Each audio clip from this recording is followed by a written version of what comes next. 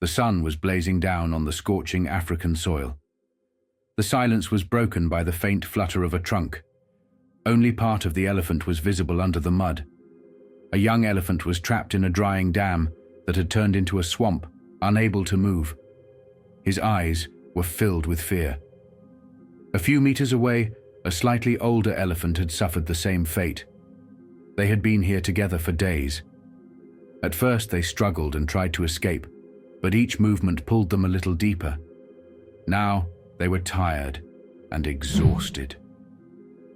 Thirst had seeped into their bones, and their bodies were heavy under the sun. There was a noise in the sky. The roar of the helicopter spread like hope through the air, and indeed through the elephants that had fallen into the mud. The rescue team didn't know if the elephants were alive or dead. But when they arrived and realized that both elephants were still alive, it gave everyone a bit of strength. They had to start the rescue without wasting time.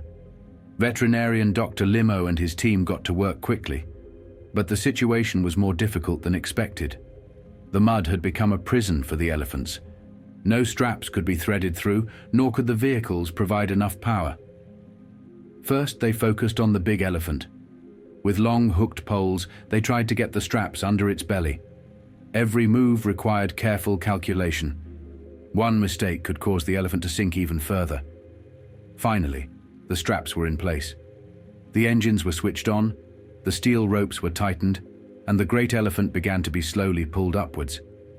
At first, it didn't seem to move at all, but then a slip, and another. The mud began to let go of his paws. With one last powerful pull, the elephant reached the edge of the dam. When he first stepped on the ground, his legs, weakened for 3 days, trembled. But then, with great effort, he straightened up.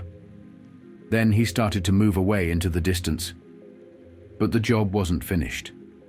They had to save the smaller elephant too. Rescuing the little 8-year-old elephant proved more difficult than expected. When one of the vehicles used broke down, the team had to work with the means at hand. This time a tractor was used. But the mud made it even more difficult to place the belts. Time was running out, and the sun was getting close to setting. Finally, the last strap was in place.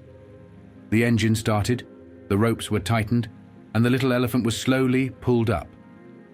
After minutes of effort, he was finally free.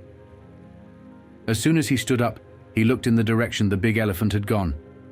He stopped for a moment, as if waiting. Then he started to run. Perhaps he was looking for his family waiting for him at the end of the road. The rescue team looked at each other. They were tired but happy. Today, 2 more lives were returned to nature. But they knew that as the drought continued, similar stories would happen again and again, and they would come to the rescue every time.